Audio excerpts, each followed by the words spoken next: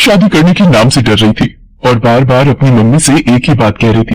Mummy, यहाँ मायके में तो आपने ये बात सबसे छुपा ली और मेरी कभी भी इंसल्ट नहीं होने दी, पर ससुराल में ये बात किसी को भी पता चल गई तो अब जानते हो ना मम्मी, वहाँ मेरा कितना अपमान होगा जब मेरी सास और पति को ये पता चलेगा कि मैं रात में सोते वक्त बेड पर सुसु करती हूँ, जो कि मेरे कंट्रोल से बिल्कुल बाहर है।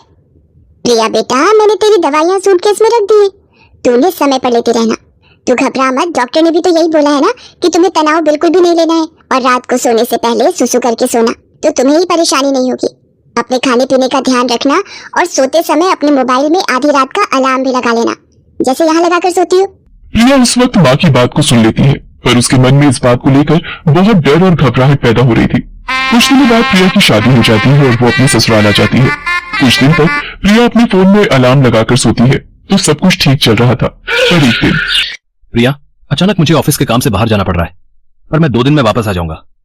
तुम इस बात को लेकर मेरे से नाराज तो नहीं हो ना?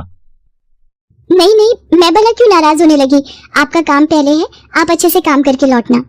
अरे रवि बेटा, तू चिंता क्यों करता है, मैं हूँ ना बहू का ख्याल रखने के लिए, हम दोनों सास बहू खूब मजे करेंगे।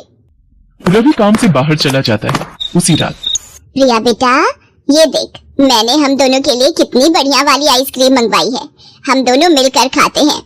पर मैं तो आइसक्रीम खाती ही नहीं हूँ, क्योंकि ठंडी चीजें खाने से मुझे और ज्यादा सुसु आता है। पर माँ जी को मना कैसे करूँ, उन्हें बुरा लगेगा, मुझे आइसक्रीम खानी पड़ेगी।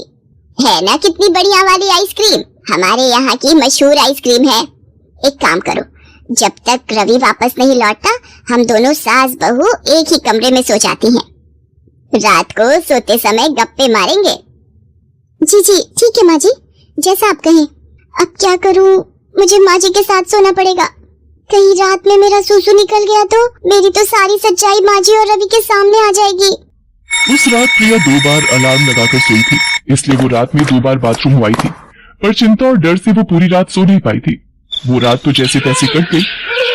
अगली रात जब प्रिया अपनी सास के साथ सोई तो उसका फोन चार्ज नहीं था, इस वजह से उसकी बैटरी खत्म हो गई और फोन स्विच ऑफ हो गया। प्रिया गहरी नींद में थी तो उसे पता ही नहीं चला कि उसे रात में उठकर बाथरूम जाना है। अगली सुबह जब प्रिया सोकर उठती है उसका पूरा बिस्तर गीला था, घबराहट से उसके पसीने छूटने लगते हैं। प्रिया की सास ये सब